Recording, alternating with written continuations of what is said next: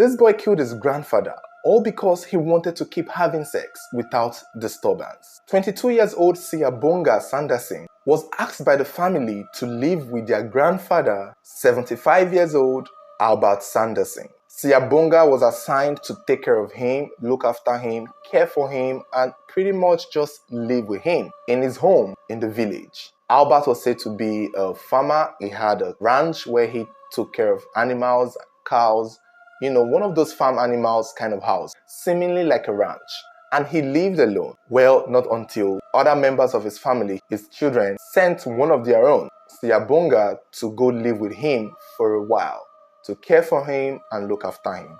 Not out of his pocket. Obviously, the older children were sending money to Siyabonga to care for their grandfather, who wasn't as, being 75 years old is not necessarily that old, because he was still active and he still cared for his cattle. He walked them from time to time. He looks after them. Albert was still very much active. And so living with his grandson seemed like something that could have been feasible, that could have happened with ease. Unfortunately, it seemed like Albert and Siyabonga had their differences. Well, aside from the obvious one, their age, they had different ways of life. Or maybe Albert was just someone who had some moral standards that Siyabonga needed to keep up with. According to sources, the fight between the grandson and the grandfather was about girls. While living with his grandfather, Siyabonga was said to be fond of bringing girls to the house for fun, for sex, and it was on a consistent basis. Although a particular article claimed he only brought his girlfriend, and the grandfather had issues with it. But I doubt his grandfather would have had issues with him just bringing a particular girl. If that was his girlfriend, I would assume, or I would guess, she would have been part of his life and part of the man's life, and he wouldn't have had issues with it. Which is why I sort of gear towards the articles or the sources that are saying Siyabonga was actually bringing in multiple girls to the house, and that was what Albert had an issue with. Now, it's not clear if Albert spoke to his older children or any members of the family about Siyabonga's promiscuous ways, but I'm sure that conversation must have been had. However, on the 6th of November 2023, while in his house still in Mpumalanga, South Africa, where all of this is taking place, Albert confronted his grandson, Siyabonga, about the girl or girls that he had been bringing to the house. Albert wanted him to stop. However, Siyabonga had other plans, because obviously Siyabonga was a young man. He is 22. What do 22-year-olds do other than have sex? Like, what else do they do? And living with his grandfather, I can imagine maybe that was why he even chose to live with the grandfather, so that he can keep bringing girls to the house without anyone monitoring him or caring so much about his whereabouts or about the things he does. Because I don't know how many young people would want to really look after their grandparents. I don't know how many. So I'm sure part of his reasons for agreeing was because only he and his grandfather would share the house, and given the fact that Albert is an elderly person, he thought it wouldn't be much of a problem if he kept bringing girls home. But unfortunately for him, it was a problem, and Albert confronted him. However, the confrontation on that day, the 6th of November 2023, turned physical, and somewhere during the physical activity, somewhere during the fight between this 75-year-old man and his 22-year-old grandson, Albert collapsed. It was said Siyabonga must have hit him, causing him to hit his head on the floor, causing him to go unconscious or maybe die. But again, we've talked about stories where people die by accident in the care or in a fight or in the home of someone. And it's usually hard to believe one did not mean to kill the person. Only after what is done when the accident might have happened. So, if this was a fight and Siyabonga mistakenly or did not mean to kill his grandfather, or somewhere along the line hit his grandfather, causing him to fall and die or whatever, his actions that would follow this incident is what can convince a lot of us that he probably did not mean to kill this man. Who knows if there wasn't even a fight, because we only know it's a fight because he is the one telling us. However, after Albert had fallen to his death, Siyabonga did not call anyone. He did not call the police. He did not call an ambulance. He did not try to take his grandfather to the hospital to see if he was truly dead.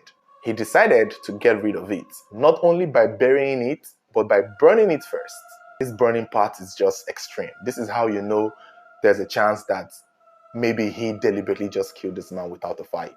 Because I don't know why a 75 years old man would want to challenge a 22-year-old boy physically. It doesn't make sense to me. I feel like that is just an excuse to make it look like it was an accident. But I would have believed him if he had taken his grandfather to the hospital rather than taking him to the backyard, burning his body and burying it in a shallow grave in the compound. And after doing this, he didn't even make arrangements to run away. He didn't even feel any form of remorse. He continued on with his life. He kept bringing the girls to the house. Maybe he kept bringing his girlfriend to the house. And at this point, that is why I think maybe this is why he wanted or chose to live with his grandfather, so that he can have the house to himself and have the privacy he would always want. This is what 22-year-olds do. They always want that privacy. So after he had killing his grandfather and burying his grandfather at the backyard, he went on with his life and continued on like nothing happened, because he did not think anyone would check for his grandfather. He did not think anyone would ask of him. Maybe people were not asking of him. Maybe nobody was asking, and that's why he felt or thought he can easily do this. But the absence of Albert was soon to be discovered. The fact that this man was no longer being seen soon started to reveal itself after he had been buried. 2 days after, people noticed that his cattle, his animals, were just roaming about. Clearly, Siyabonga was not caring for them. It was the old man that was doing so. And these concerned neighbors seeing these animals not being cared for, because whenever they saw the cattle, they would see Albert, but they weren't seeing Albert. And so they reached out to his son, one of the uncles, who asked Siyabonga to look after the grandfather for them. The uncle's name was given to be Mr. Aubrey, and Mr. Aubrey was also said to have been trying to call Albert but was unable to reach him until this concerned neighbor called Aubrey and told him that, he's seen his father's cattle roaming around, but he's not seen his father anywhere. This was 2 days after Mr. Albert had been killed and buried. On the 9th of November 2023, Aubrey decided to go pay a visit to his father to see what is going on. And when he got there, he did not see Albert. And when he asked Siyabonga said Albert had gone on a trip. Albert had traveled. Another thing again that Audrey noticed was a very big heap of sand in the backyard. And the heap was so suspicious. This is how careless this boy was. The heap was so clear that something had been buried there. It looked like a grave. And when Aubrey asked Siyabonga what the heap in the backyard was, Siyabonga said it was where they uprooted cassava from. And, that was why the thing looks like that. But it did not look like where cassava had been uprooted from. It looked like someone was buried there. And that was why Aubrey was so suspicious. And he was like, this is not making sense. This is too glaring. It's so obvious not to suspect that something is wrong. Their grandfather is nowhere in sight. His cattle is running around. You claim he traveled, but he doesn't know any. And why would he want to travel without telling them? And yet there's a big heap of sand in the backyard that looked like a grave, and you're telling me it's cassava. Aubrey said to Siyabonga that he was going to check it out. He was going to dig it up and know what was in it. And that was when Siyabonga panicked and said he knows where Albert is, he knows where the father was, and that he was going to take Aubrey to where the father was. That he was ready to tell him where the father was. So Aubrey, thinking that Siyabonga knew a specific place where this man would be, decided to follow Siyabonga. And that was when Siyabonga took him to the police station. And in that police station, Siyabonga confessed to killing their grandfather by accident in a fight and burying his body in the backyard. The police immediately called for forensic experts to dig up the backyard, where they were convinced and they confirmed that the body buried in the backyard was that of Albert Sanderson. The family expressed disgust. They were shocked and disappointed. They always imagined if this was going to ever happen to their father, to Albert, it would have been done from a stranger and not the person that they entrusted him with. Probably why they sent Siyabonga to look after the father was because they trusted him. He was family. They knew Albert was in danger if he left alone, that people could take advantage of him, hurt him, kill him, and rob him. And that was why they sent Siyabonga to look after him. And it so turned out that Siyabonga was the one who became the death of this man. He appeared in court afterwards, and people observed that Siyabonga did not look remorseful. He did not look like he was sad. He even claimed that he was going to represent himself in court. Why is he representing himself in court? Is he going to say not guilty? Because I don't understand why he's representing himself in court. What? Is he going to claim that he wasn't guilty? His case has been postponed to January 30th of 2024. And we'll get to see how he does defend himself out of this. Clearly, him telling the story that it was out of self-defense or they were fighting and he threw a punch was part of him trying to find a way to get a lighter sentence. We've seen this before. We've seen it many times. I personally don't believe it was by accident.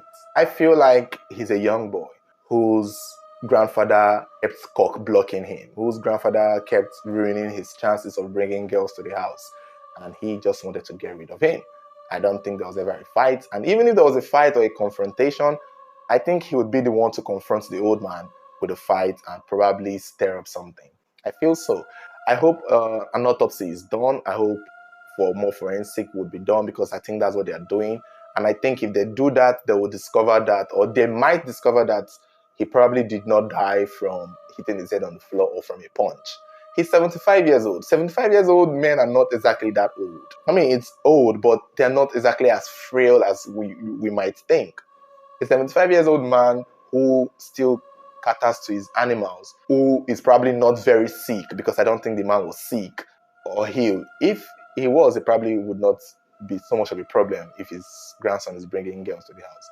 So I think the man was still capable enough. So the idea that he punched him and he hit his head on the ground and died, that is possible. But given the circumstances, I feel like this boy really just wanted to get rid of him. So I would not doubt that he killed him deliberately, just so that he can keep bringing girls to the house to have sex. And again, like I've already said, his case would have been believable if he had attempted to take him to the hospital or called people to tell them what had happened.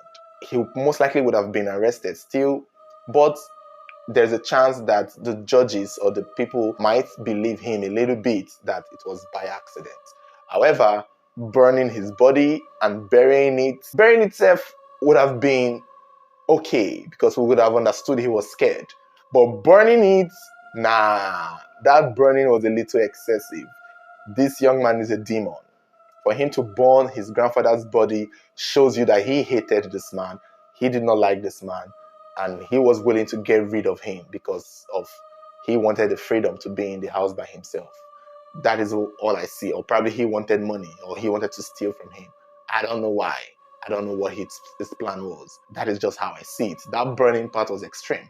And I think that alone is why I don't believe Albert died by accident. But you guys let me know your thoughts. Let me know what you think about the story.